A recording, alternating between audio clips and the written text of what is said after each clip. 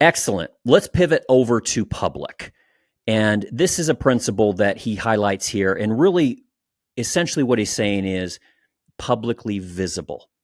The psychology of imitation being really powerful, where when people see something, they obviously are more likely to imitate that.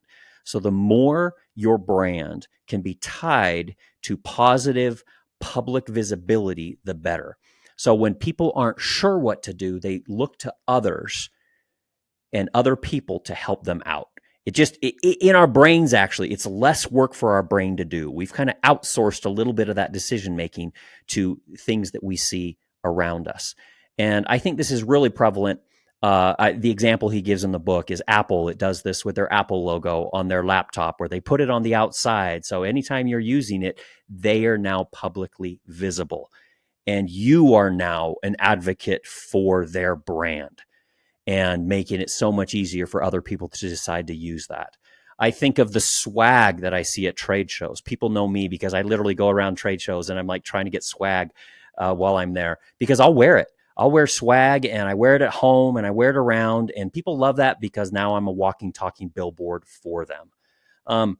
But additionally, those are some of the obvious places that we see, oh, of course we need to be visible. But I really like the thought of being visible where people with high intent are actually searching. And I think of search engines.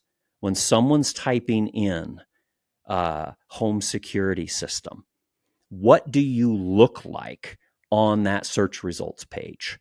And what are the reviews about your company? What does it look like? What is that your public persona and that public reputation look like? And so really being cognizant of this, I think, is just critical when you look at making your brand public.